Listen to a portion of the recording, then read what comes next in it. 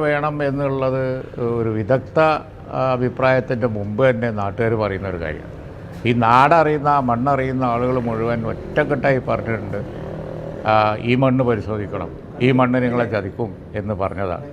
ആ മണ്ണ് അവരെ ചതിച്ചു. ഈ മണ്ണ് അറിയാത്തവർ വന്നിട്ട് അവിടെ വന്നിട്ട് എന്തൊക്കെയോ കാട്ടിക്കൂട്ടി അതിൻ്റെ ഫലം അനുഭവിച്ചു. അത് തന്നെയാണ് വസ്തുത. ഇപ്പോൾ വിദഗ്ധ സമിതി പറഞ്ഞിരിക്കുന്നതും അതുതന്നെയാണ്.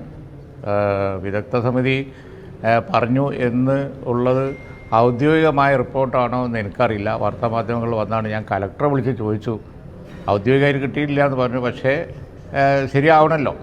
അപ്പോൾ എന്ത് തന്നെയാണെങ്കിലും ശരി, വിദഗ്ധ സമിതി പറഞ്ഞതാണെന്നുണ്ടെങ്കിൽ ആ റോഡ് ശരിയല്ല, അത് തീർത്തും പുതുക്കി പണിയേണ്ടി വരും എന്നാണ് പറഞ്ഞതായി കാണുന്നത്. പുതുക്കി പണിയാണെന്നുണ്ടെങ്കിൽ വീണ്ടും ഞങ്ങൾ പറയുന്നു, അവിടെ പാലേ പറ്റുള്ളൂ.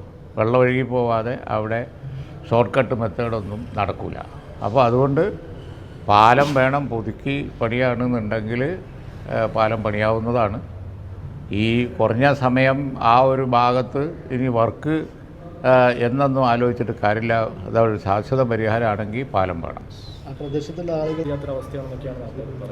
അല്ല, അതെ, അത് പിന്നെ താൽക്കാലിക പരിഹാരങ്ങൾ എന്താ ചെയ്യുക എന്നുള്ളത് ജില്ലാ അഡ്മിനിസ്ട്രേഷനും ബാക്കിയുള്ള ആളുകളും ആലോചിച്ച് ചെയ്യണം.